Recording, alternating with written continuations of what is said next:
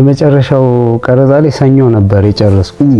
ሰኞ እስኪመጣ አንድ ሳምንት ሙሉ አልበላውም ምግብ። ግማሹን ቀን ውሃ፣ ግማሹን ቀን ባዶ ደረቅ። ሄኖክን እዩ፣ ህልማችሁን ያዙ። ቢያስንቃችሁም ህልም የሚባለው ነገር የሚጣል ነገር አይደለም። ራሄል ጌቱ ጋር ያለው ግንኙነት በስውር ትልቅ እንደሆነ ተነግሯል። እኔ ሀብቴ ገንዘቤ የኢትዮጵያ ህዝብ ነው። ሶሻል ሚዲያ ሌላው መነጋገሪያ የሆነው ይህንን ቪዲዮ ቀርጾ ፖስት ያደረገው ማን ነው የሚል በብዙዎች ዘንድ መነጋገሪያ ነበር። ማን ነው? የአርቲስት ሄኖክ ወንድሙ ትልቁ ውሸት በሰይፉ ሾው ቀርቦ የተናገረውና በላይቭ ላይ በብዙዎች ፊት ደግሞ በቲክቶክ የተናገረው ነገር እጅግ በጣም ብዙ ህዝብን እያወዛገበ በሶሻል ሚዲያ መነጋገር ሆኗል። እውነታው ምንድነው? በዚህ ቪዲዮ እነግራችኋለሁ። ከራሄል ጌቱ ጋር ያለው ግንኙነት በስውር ትልቅ እንደሆነ ተነግሯል። ይህ ግንኙነት እስከ ምንድን ነው? እስከ መጨረሻው አብራችሁን ቆይታ ስታደርጉ እነዚህን እውነቶችን ወደ እናንተ አደርሳለሁ። አርቲስት ፍቅርተ ወይም ማሚ በሶሻል ሚዲያ ከሰሞኑን አንድ ቪዲዮ እሷን በተመለከተ ፖስት ተደርጓል። ይህንን ቪዲዮ ቀርጾ ፖስት ያደረገ ሰው እንደተገኘ እየተነገራለ። ሰውየው ማን ነው? በዚህ ቪዲዮ እነግራችኋለሁ። ሰላም እንዴት ናችሁ? ይህ አቡክ ሚዲያ ነው። እስከ መጨረሻው ቆይታ ስታደርጉ እነዚህን ሁለት ጉዳዮችን ወደ እናንተ ከሶሻል ሚዲያ ሐሳቦች እንዲሁ ደግሞ ከእውነታ ጋር የማደርሳችሁ ይሆናል ማለት ነው። ቪዲዮውን ላይክ አድርጋችሁ ቤቱን ሰብስክራይብ በማድረግ ጀምሩ። ይህ አቡክ ሚዲያ ነው። ጋይስ አርቲስት ሄኖክ ወንድሙ ምንድነው ያሳለፈው? ህልምን እውን ለማድረግ የታለፈ እጅግ በጣም ብዙ መከራ ከሰሞኑን እየሰማን ያለን ምንድነው ያሳለፈው? ጋይስ ታናሽየውን ነበር ባለፈው ቃለ መጠየቅ ያረኩት። ታናሽየው ነው ታላቁን ልኮታል።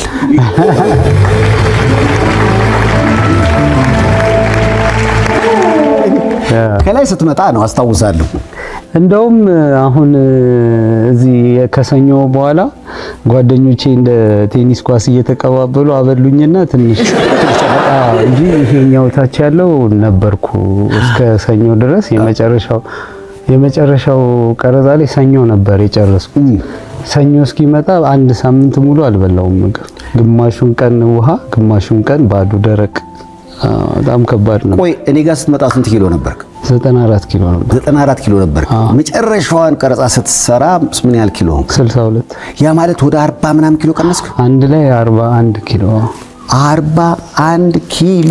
ጋይስ አስቡ፣ ህልምን ለማሳካት የተከፈለ ዋጋ ከ94 ኪሎ ወደ 62 ኪሎ ዝቅ ያለበት 41 ኪሎ ሙሉ መሃል ላይ ቀንሶና ያንን ሁሉ አጥፍቶ። አስተውሉ በደንብ አድርጋችሁ።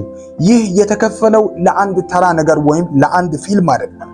ሰው የተወለደበትን ያደገበትን የተፈጠረበትን ዓላማውን ሲያቅ እስከዚህ ድረስ ዋጋ ይከፍላል። በሄኖክ ይህንን አይተናል።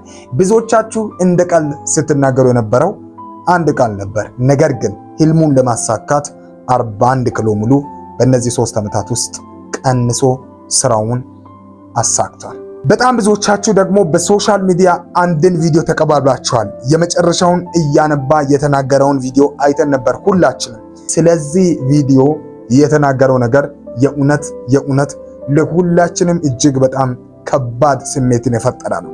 ምንድነው ያለው?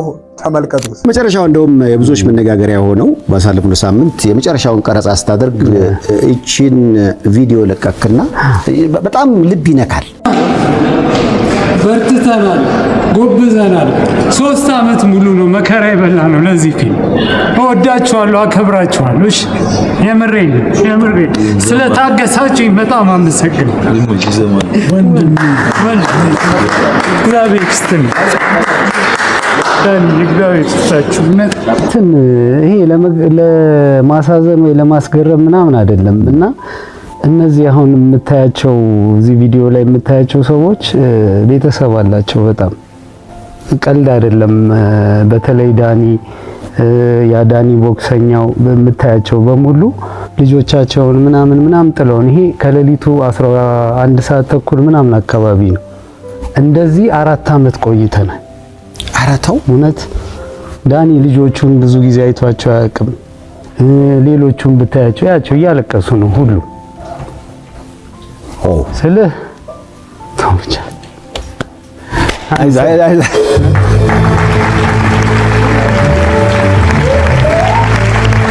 በብዙ መከራ ውስጥ ፊልሙ ራሱ ሌላ ፊልም መሰለኝ ቢሃይንድ ሲን ያለው ጋይስ ምን አይነት ቁርጠኝነት ነው? ምን አይነት እስከ መጨረሻ እስከ ጥግ ትግል ነው? ምንም አይነት ተስፋ በማይታይበት ገና ሊወጣ ላለ አስባችሁታል?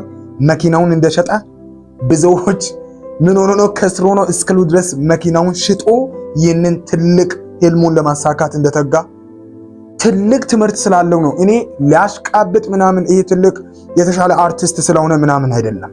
ህልም የሚባለው ነገር በቃ በፈተና መካከል እውን የሚሆን እንደሆነ ያሳየን።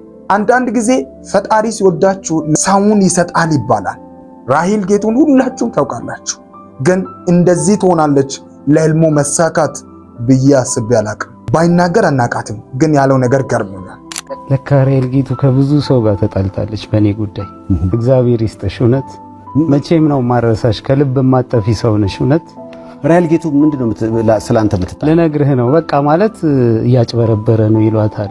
አብሮ አደጌ ስለሆነች ወገቧን ይዛ ነው የምትከራከረው። የፍሎሃ ልጅ ነች እሷ። አዎ አንድ እንደዚህ ጎዶ እናቷና እናቴ ጓደኛሞች ነው። ኢቨን የሞቱት ራሱ በአንድ ሳምንት ልዩነት። ፍጹም ትባላለች። በጣም ደስ የምትል እናት ነበረቻትና ምን ልልህ ነው ቁጭ ብዬ ምን ሆነሃል አለችኝ። አይ ደብሮኛል እባክሽ 1.1 ነው እስካሁን የሰበሰብኩት፣ ግን አይን ውስጥ የገባው በጣም ብዙ ነውና የእርዳታ ድርጅት እየፈለኩ ነው። አንዴ ልስጠውና ስልገላገል ምናምን። ያማሃል እንዴ አለች። በአንተ ጉዳይ ከስንት ሰው ጋር ተጣለው። ሌባ ነው እያጭበረበረ ደግሞ እንዲጀመረ እምታምናቸው ጓደኞች ምናምን ይህንን ብርማ ወስደህ ተሸንፈ ሰጠህ ማለት እነሱን አስደሰትክ ማለት ግድ የለህም። ጀምረው እኔም ቢሆን እግር ልሽ ለምኝም ቢሆን እየሞላን እየተጋገዘን እንጨርሰዋለን። እዛ ላይ ደግሞ ቁጭ ብዬ እሺ ብዬ ልጀምር ሳስብ ቅድስት ይልማ ደግሞ የምትባልልህ የተቀደሰች ሴት መጣች። 12000 ብር የሚከራይ ካሜራ ይሄው በነፃ ቅረጽበት ብላ ሰጠች። ለሁለቱም ባካችሁ በጣም ደስ ይላል። 12000 ብር ነው የሚከራየው ካሜራው የቀረጽኩበት። አቤት ግን ሰው መልካም ከሆነ ምን ያክል ሰውን ልረዳው እንደምችል ታውቃላችሁ። ህልም ብቻውን አንዳንድ ጊዜ ተፈጻሚነት የለውም። ከህልሙ ጎን ቆሞ ከህልመኛው ጋር አብሮ የሚታገል ሰው ያስፈልጋል። ራሂል በጣም ነው እናመሰግንሽ።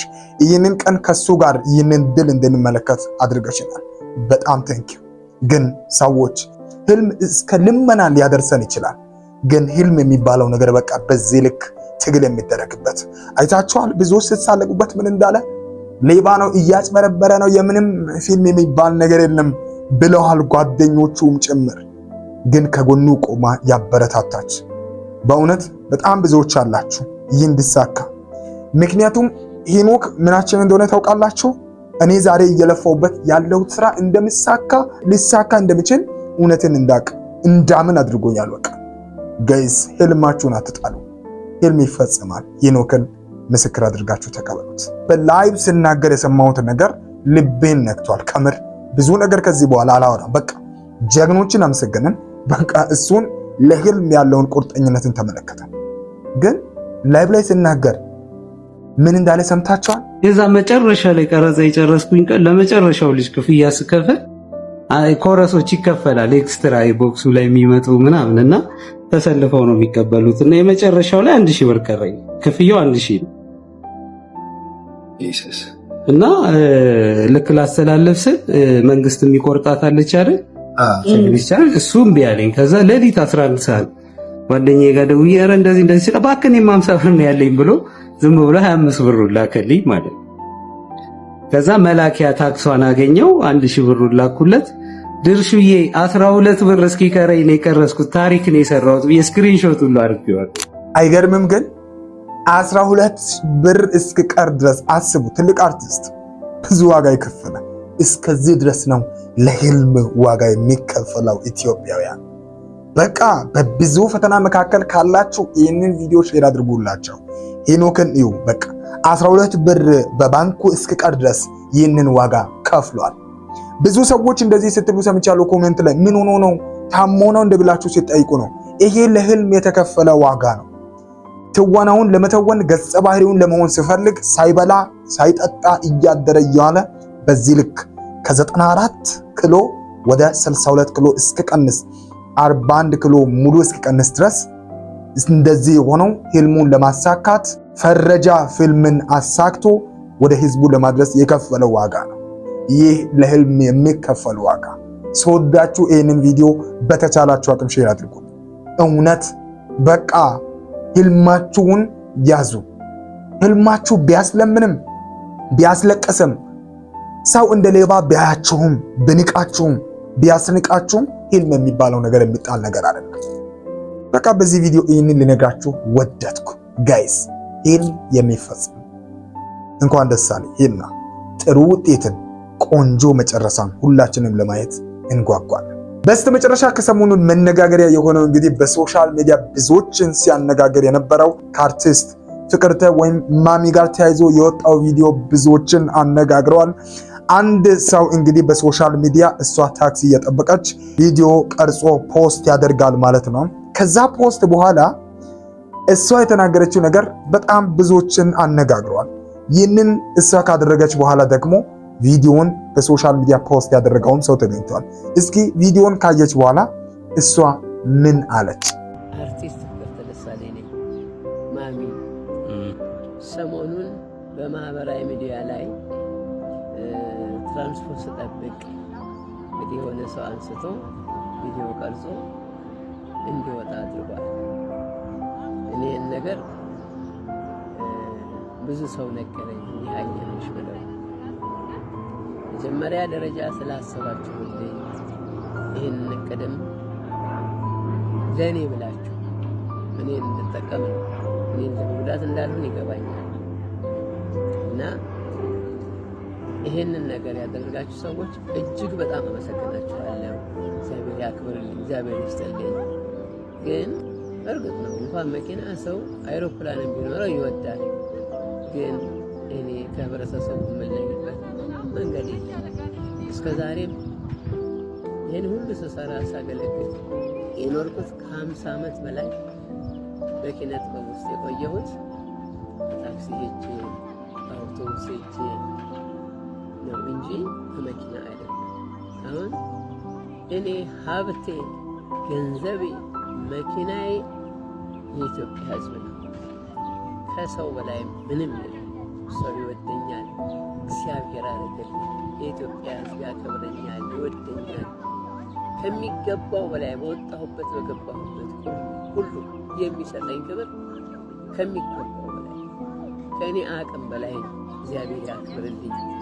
የኢትዮጵያን ሕዝብ እግዚአብሔር እንቅፋት አይንካው፣ እንኳን ሌላ እንቅፋት አይንካው። አሁን የሚጠብቅልኝ እግዚአብሔር ሁልጊዜም ጸሎቴ ነው። ሀገሬን እወዳለሁ። ሀገሬን አድልኝ፣ ሀገሬን ጠብቅልኝ። ይሄን ሕዝብ እባክህ ጌታዬ እንቅፋት አታስነካብኝ ነው የምለው። ውሸት እንዳይመስላችሁ። ይሄ የኔ የዘወትር ጸሎቴ ነው። ምክንያቱም በየሄድኩበት ቦታ ምን ያህል ክብር እንደሚሰጠኝ ምን ያህል ቦታ እንደሚሰጠኝ አይቼዋለሁ። ያ ለኔ ከምንም በላይ ነው። ስለዚህ ምክንያቱም እኔ የአዳም ዘር ነኝ። እከሌ ያለው ከአዳም ዘር የመጣሁ ነኝ። ሁሉ ወገኔ፣ ሁሉ ወንድሜ፣ ሁሉ ዘመዴ፣ ሁሉ እናቴ፣ ሁሉ አባቴ፣ ሁሉ ልጄ፣ ሁሉ የልጅ ልጄ ነው እና በጣም በዚህ አምናለሁ እና እባካችሁ ይቅርታ አድርጉልኝ። የሌላ ነገር እንዳይሆን ወይ ኩራት ወይ ደግሞ ንቀት እንዳይመስላችሁ እና ስላስባችሁልኝ እጅግ በጣም ነው የማመሰግነው። ወዳችኋለሁ፣ አከብራችኋለሁ። አክባሪዎቼ ስለሆናችሁ ስለምትወዱኝ በጣም በጣም በጣም አመሰግናለሁ። ሰው እንደዚህ ነው በቃ መምሰል። ማሚ የእውነት እናት ነሽ። በቃ በጣም ነው የተገረምኩት። የምር ቪዲዮውን በጣም ስላስደነቀኝ ነው እዚህ ጋር ላጋራችሁ የወደድኩትና ምን አይነት ሰውነት፣ ምን አይነት ማንነት፣ ምን አይነት አስተውሎት። በእድሜ መብሰል እንደዚህ እኮ ነው። በቃ ብስለት በዚህ ነው የሚለካው። እንደዚህ ነው በቃ መብሰል ካልቀረ በዚህ ልክ መብሰል።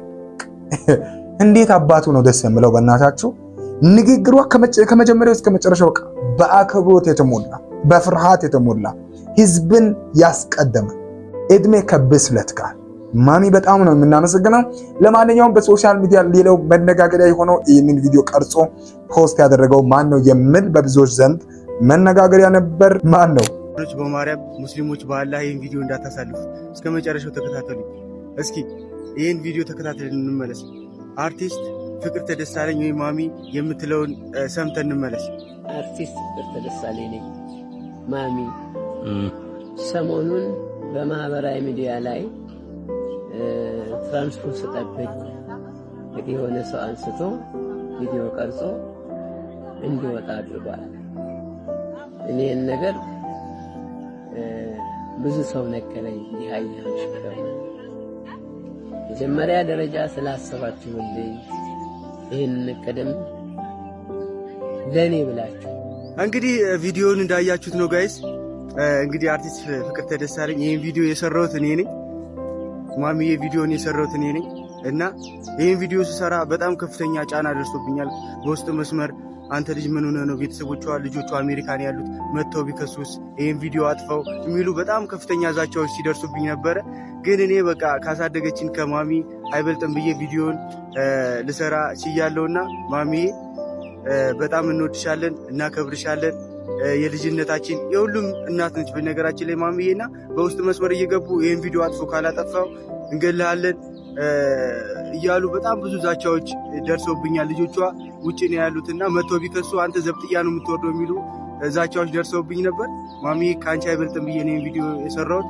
እንወድሻለን፣ እናከብርሻለን እና ይሄን ቪዲዮ ስሰራው አዶናይ አሜሪካ ነበርና ልክ ከአሜሪካ ሲመጣ በጣም ብዙ ሰው ሜንሽን አድርጎለት ነበረ። በጣም ብዙ ሰው ሜንሽን አድርጎለታል። በዚህ አጋጣሚ ቪዲዮን መጨረሻ ላይ ጋብዛችኋለሁ። እኔ የሰራሁትን ቪዲዮ ማለት መጨረሻ ላይ ጋብዛችኋለሁ እና ብዙ ሰው ሜንሽን አድርጎለት አዶናይ አይቶት ዝም ነው ያለው። ለምንድን ነው ብዬ ፍቅርተ ለምን አይገባትም? ለወንድ አርቲስቶች ብቻ መኪና ሲገዛ ስለነበረ 50 ዓመት ሙሉ ለኢትዮጵያ ኪነ ጥበብ ላደረግሽው አስተዋጽኦ ለምንድን ነው ለፍቅርተ መኪና የማይገዛው በሚል ሀሳብ ተነሳስቼ ነው ቪዲዮን የሰራሁት እና ቪዲዮን በጣም ብዙ ሰው ሜንሽን እያደረገ አዶናይ ማንዳ ያለ ብዙ ሰው ሜንሽን እያደረገለት አይቶት ዝም ነው ያለው እና ካለበት ስራ ጫና አንጻር ነው ብዬ እኔም ዝም ብዬ ቪዲዮ አልሰራሁኝም እና ማሚዬ እኔ በጣም ደካማ ሰው ነኝ። እኔ በቃ ካለኝ ፍቅር አንጻር ነው እንጂ ያን ያክል እኔ መልካም ሰው ሁኜ አይደለም። ይሄም በብርሃን ብዛት በሻማዋ ጥዳ እሷ የቀለጠች ላይኔ ተከል ይሄ ኮች ዘኪ ነው አይ ቲንክ የሚባለውና በጣም ልብን ይነካል። እውነቱን ለመናገር ያው እሱም የተናገረውን ሰምታችኋል፣ የሷንም ሰምታችኋልና ለማንኛውም እንደ አጠቃላይ ከፍቅርተ ጋር የተፈጠረው ነገር ወይም ከማሚ ጋር ያለው ነገር ይሄንን ይመስል ነበር። ኮች ዘኪ የሚባለው እንግዲህ በሶሻል ሚዲያ ወጥቶ ተናግሯል። የተናገረው እንግዲህ ከፍቅር የተነሳ ጥሩ ነገር ቢገጥማትና በተሻለ ሁኔታ እንግዲህ በባስ ውስጥ ሲገባ የነበረውን ሂደት አይታችኋልና እያንዳንዱን ሁኔታ እንግዲህ ተከታትሎ ቀርጾ ፖስት አድርጎ በጣም ብዙ ሰው በሶሻል ሚዲያ ተቀባብሎታል። ለማንኛውም ከዚህ ጉዳይ ጋር ተያይዞ ያለው ነገር ይሄንን ነው የሚመስለው። ማን ቀረጻት የሚል ጥያቄም ተመልሷል። ኮች ዘኪ ነበር ቀራጯ ማለት ነው። ምንድነው ሐሳባችሁን አጋሩ። ፍቅርተ እንወድሻለን። ሄኖክ ደግሞ መልካም ዕድል እንመኛለን። በቅርብ እንግዲህ ፊልሙ ሲወጣ ሁላችንም ኢንጆይ እንደምናደርግበት እናምናለን። እንኳን ህልም ተሳካለ። እንወዳለን። በሌላ ቪዲዮ እስክንገናኝ እንግዲህ ሁላችንም ወዳችኋለሁ። ይህንን ቪዲዮ በተቻላችሁ አቅም ሼር አድርጉልኝ። ህልም ሳይሳካ በፍጹም አይቀርም። የዛሬ ቪዲዮአችን ዋና ርዕስ ነበር። ሰላም